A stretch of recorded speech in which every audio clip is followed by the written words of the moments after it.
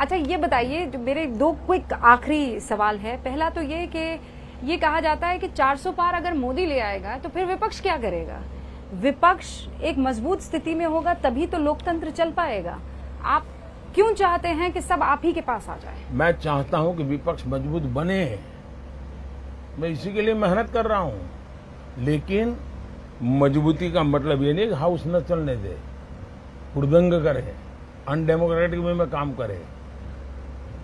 भारत का दुर्भाग्य है कि पिछले 10 साल ये लोग पूरी तरह विपक्ष के रूप में भी फेल गए। उनके खाते में विपक्ष के नाते काम किया एक काम नहीं है। जो लोग विपक्ष में फेल गए वो शासन में कैसे सफल हो सकते हैं? और भारत में मजबूत लोकतंत्र की बहुत आवश्यकता है, मजबूत विपक्ष की आवश्यकता है।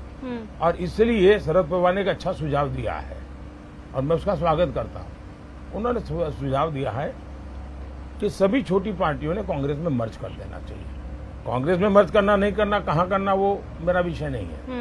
लेकिन इसका अर्थ मैं ये निकालता हूं, अगर ये मर्ज हो जाते हैं, क्योंकि उनको चिंता ये है कि इस चुनाव में मान्य विपक्ष संभव नहीं होगा, इतने सीटें भी नहीं आएगी कोई रिकॉग्नाइज अपोजिशन बने। और इसलिए अगर मर्जर कर देंगे तो नंबर थोड़ा हो जाएगा, तो हम मान्य विपक्ष बनेंगे। दूसरा, आपको आश्चर्य होगा, मैंने कानून में परिवर्तन किया।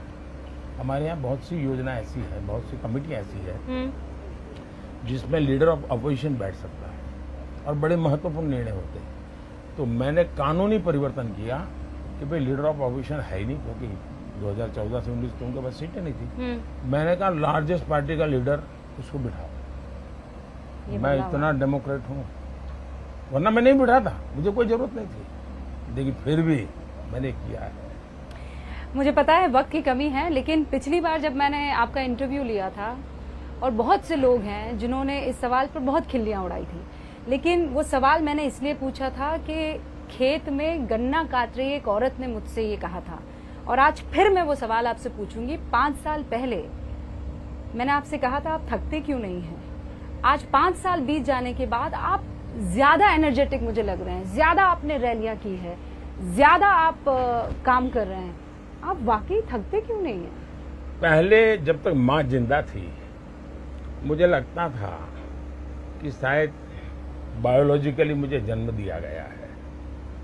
माँ के जाने के बाद इन सारे अनुभवों को मैं जोड़ करके देखता हूं तो मैं कन्विंस हो चुका हूं। गलत हो सकता हूं, लोग लेफ्टिस्ट लोग तो मेरे धज्जियां उड़ा देंगे, मेरे बाल नोच लेंगे।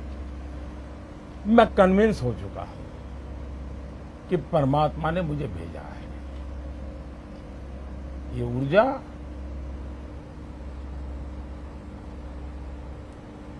बायोलॉजिकल शरीर से नहीं मिली है।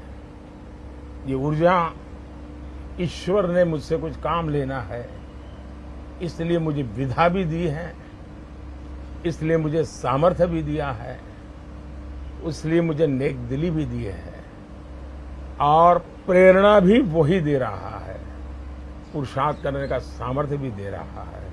और मैं कुछ नहीं हूं, एक इंस्ट्रूमेंट हूं जो ईश्वर ने मेरे रूप में मुझसे लेना तय किया है।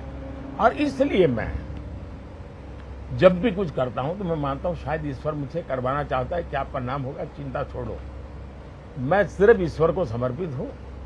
दूसरा, लेकिन उस ईश्वर को मैं देख नहीं सकता हूं, तो मैं भी एक पुजारी हूं, मैं भी एक भक्त हूं। तो मैंने 140 करोड़ देशवासियों को ईश्वर का रूप मान करके चलता हूं, वही मेरे भगवान है।